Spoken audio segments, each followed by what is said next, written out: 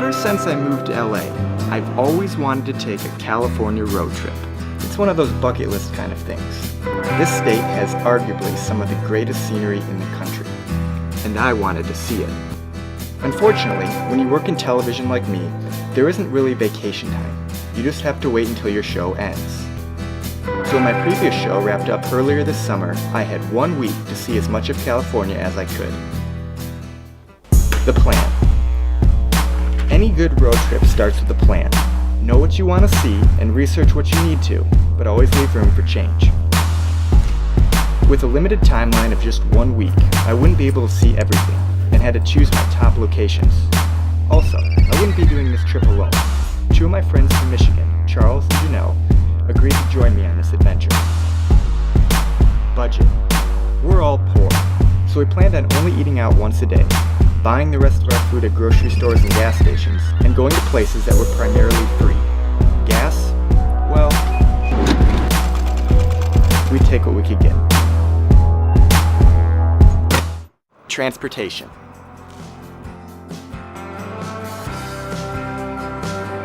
Any good road trip also has to have a reliable car. The last thing you want is to be stranded on the side of the road in the middle of nowhere because something on your car broke. If you don't have a dependable car, borrow one. Here was our road tripping vehicle, the 2015 Kia Forte. Great car to take us through the mountains and along the coast. Not the best for sleeping 3. We'd use hotels instead. If you're trying to save money, sleeping in your car is probably your best bet. But if that's not going to cut it, find the cheapest motel you can. Even in expensive cities, you can usually find a room with 2 beds for under $100 without booking in advance. Just remember, these are harder to find when you're out of cell range or traveling during peak seasons. All we can find is a $400 hotel room. We're not going there. Here are some other tips. Bring a camera. Any camera will do. It doesn't matter what kind or how expensive. Document the experience in your style. What I've come to learn is that if you tell a good story through your video or photos, no one really cares if it was shot on a Canon 5D or an iPhone 5.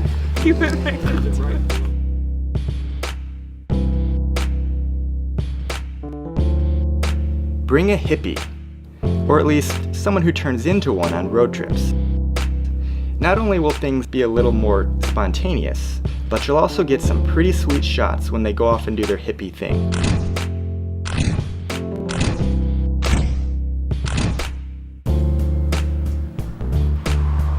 Don't plan too much. It's actually better to underplan than overplan. When you're on a road trip, things come up. Sometimes new adventures. Always say yes to them. As cheesy as it sounds, sometimes these are the moments you'll remember most. This is crazy, but many of them there are. And other times, the things we plan just don't work out. Beautiful clear skies and cold to get ready today.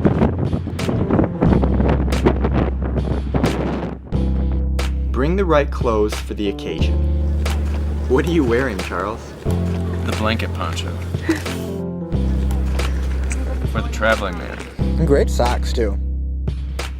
Skip the guided tours and go trip yourself. You can find all the cool stuff you want with a little research on the internet. Don't pay expensive entrance fees either. You can see plenty of awesome things for free. Except Yosemite. Always pay for Yosemite.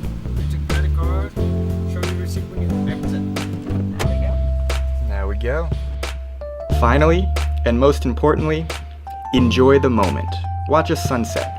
Run through the trees. Drive down the steepest street in San Francisco. Dance on the ledge of a dam. Actually, don't do that last one.